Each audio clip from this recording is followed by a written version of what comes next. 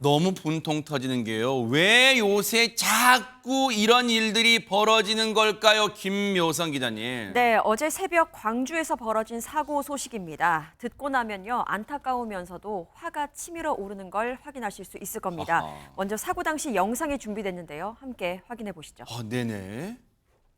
흰색 승용차 한 대가요, 신호를 무시하고 질주합니다. 빠르게 달리던 이 차량, 잠시 후 앞서가던 오토바이를 뒤에서 그대로 들이받습니다. 어머나 세상에. 엄청난 충격의 파편들이 이렇게 어머나, 사방으로 어머나, 널브러지는데요. 어머나. 사고를 인지한 뒷차들은요, 어머머. 비상 깜빡이를 켜면서 줄줄이 멈춰 서지만 세상에. 사고를 낸 차량은 조금도 멈추지 않고 빠른 속도 그대로 질주를 하더니 사라져 버렸습니다. 아니 뭐라고요? 아니 하재근 평론가님. 저 정도의 충격이 난 큰 사고인데 파편이 사방으로 튀는 저런 엄청난 사고인데 저 가해 차량이 멈춘 게 아니라 온데간데 없이 사라졌다고 이게 말이 됩니까 이게? 왜 그대로 질주해서 사라졌다고 하는 겁니다. 그러니까 저런 게 이제 사고 미조치 도주인데 보통 사고 미조치 도주 같은 경우에는 운전자가 나중에 붙잡고 보면 나는 사고 난 줄 몰랐다. 뭐라고요? 그렇게 변명하는 경우가 많은데 네. 저 경우에는 그런 변명이 통하지가 않을 것 같습니다. 그러니까요. 왜냐하면 저때 충격이 얼마나 컸는지 저 오토바이가 100m 이상 날아가서 그 화단에 꽂혀서 멈췄다는 거예요. 그러니까 엄청나게 큰 사건인데 저걸 어떻게 나중에 몰랐다고 뭐 발뺌을 하겠습니까? 근데 인근 상가 CCTV 영상을 보니까 저 당시에 그 가해 차량이 그 브레이크 등이 점등되지가 않았다는 거예요. 그 말은 무슨 말이에요? 그러니까 속도를 줄이지 않고 그대로 쭉 달렸다는 거 브레이크를 아니냐. 밟지도 않았다는 얘기예요? 브레이크를 밟지도 않았다는 저 얘기가 인간 저 지금 제정신이야, 되는 진짜? 것이고 그대로 쏜살같이 달려가서 저희 사람이에요 진짜? 저렇게 달려간 다음에 인근 도로 갓길에 차량을 버리고 운전자가 달아났다고 합니다. 뭐라고요? 근데 저 오토바이에 두 사람이 타고 있었거든요. 어머나. 20대 남녀가 타고 있었는데 네. 뒷자리에 탔던 여성은 그 자리에서 숨졌고 어머나 세상에. 운전하던 남성은 머리를 크게 다쳐서 병원으로 옮겨졌습니다. 어머나 세상에 지금 사망사고가 났어요 지금. 그런데 저 가해 차량 운전자 말씀드린 것처럼 현장에서 구호조치도 하지 않고 내빼는 바람에 저 구호조치는 다른 시민분들이 하셨대요. 관련해서 얘기 좀 들어보시고 이어가 보도록 하겠습니다. 옥상에서 왔다 갔다 하는데 딱 소리가 나 우리 집 앞에서 엄매 이 소리가 뭔 소리다냐 하고 나와서 본 게 남자는 이쪽에 가 있고 여자는 저 가운데 가서요. 10분이나 있은 게 남자가 고개를 한 번 들대 한 3번 들었다 놨다 하대. 내 여자친구 죽었어 그더만 그러대 그 소리를 3번 하대. 어머나 세상에 이종근 평론가님 세상에 너무너무 안타깝고 지금 이제 너무 어떡해요 지금. 그 와중에 오토바이 운전하신 남자분, 이 피해자분 남자분은 여자친구분이 제일 먼저 걱정돼서 물어봤다는 거 아니에요 지금.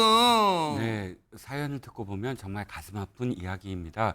20대의 이 남성은 오토바이로 배달 일을 하고 있었어요. 네. 근데 새벽까지 배달을 하고 즐거운 마음으로 퇴근을 하는 길에 여자친구를 뒤에 태우고 퇴근을 하던 길이었다고 세상에. 합니다.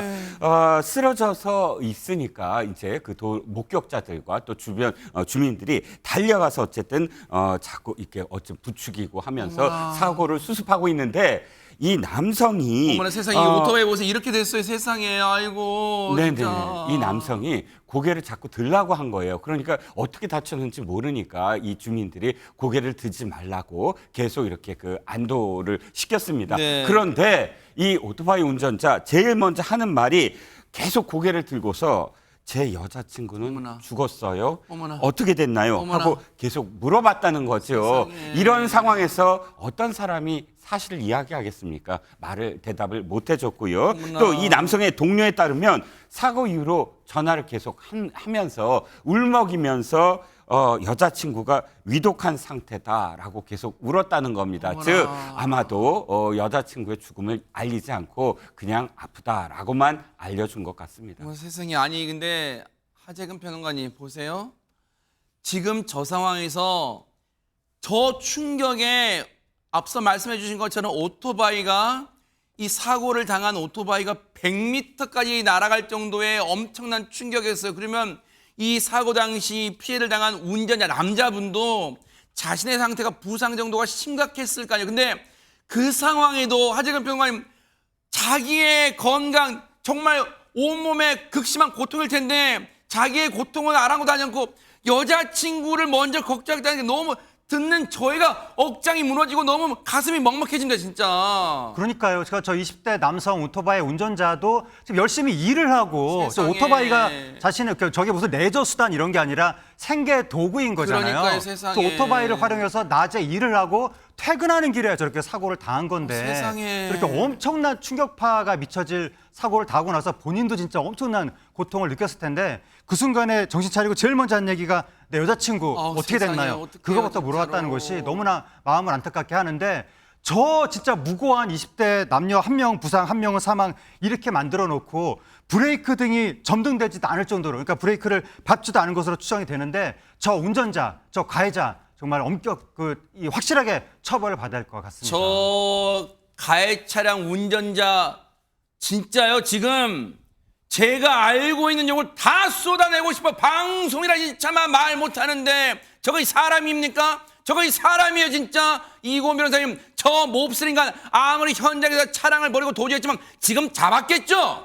아직까지 잡지를 못했습니다. 뭐라고요? 그런데요, 저는 분명히 잡힐 것이라고 확신을 합니다. 왜냐면요, 경찰에서는 이 해당 차량에 차적 조회를 했거든요. 네. 그래서 어떤 명의로 가입돼 있는지 한번 살펴봤더니 서울의 한 유통업체의 법인 명의로 가입된 외제차였다는 이게 가해 겁니다. 차량인가 보네요. 네, 그렇습니다. 지금 차량도 확보가 됐죠. 그리고 이 차량에는요, 운전자뿐만 아니라 동승자 총 2명이 타고 있었는데 이들이 차를 버리고 도주하는 것까지 다 CCTV에 찍혔습니다. 아하. 그래서 이 사건을 지금 수사하고 있는 경찰도 우리 팀에서는 반드시 잡을 것이라고 지금 생각하고 있고 네. CCTV를 다 따서 지금 확인하고 있다라고 밝혔는데요. 네. 그런데 또 한 가지 충격적인 게 있습니다. 뭔데요? 이 사람들이요. 사고 발생 바로 10분 전에 또 다른 법인 명의의 차를 타고 질주하는 것까지 확인이 돼서 저는 조금 의심이 되는 게 당시에 마약류를 투약했거나 상당한 음주 상태가 아니었다면 어떻게 10분 간격으로 다른 명의의 차를 타고 계속 직진을 했을까, 질주를 했을까 이런 생각이 듭니다. 세상에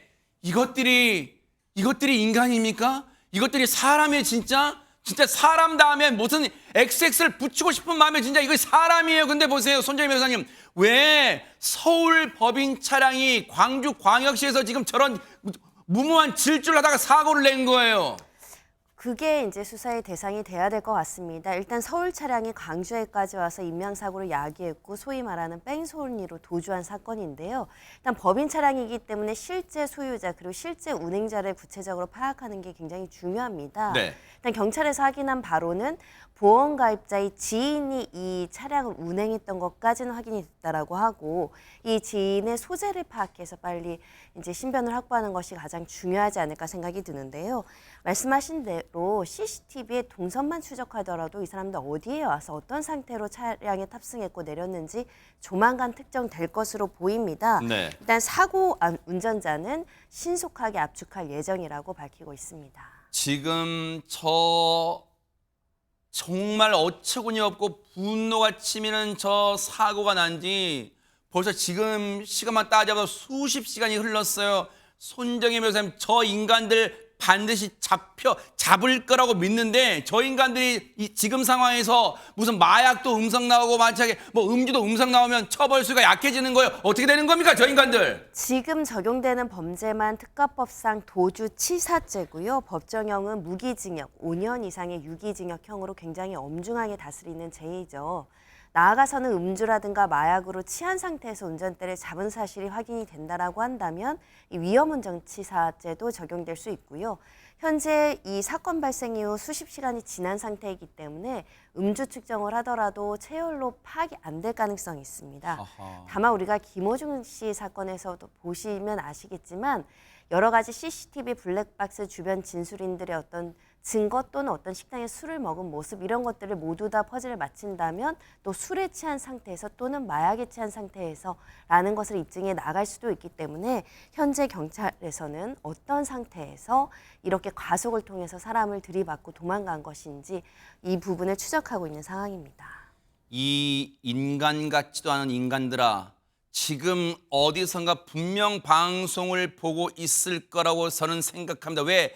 자기들이 잘못한 걸 과연 언론의 뉴스가 어떻게 나오고 있는가 분명히 관심 있게 무서워서 벌벌 떨면서 보고 있을 거예요. 그렇다면 그게 두렵다면 지금이라도 자수해서 그리고 정말 법의 처벌 달게 받는 게 그나마 정말 안타깝게 목숨을 잃은 그 고인과 유족에 대한 진짜 최소한의 도리라고 생각을 합니다. 반드시 뉴스파이터 끝나고 저 몹쓸 인간들 자수했다는 소식 들려오기를 기대를 해보도록 하겠습니다. 너무너무 분노가 치는 그런 사고였습니다.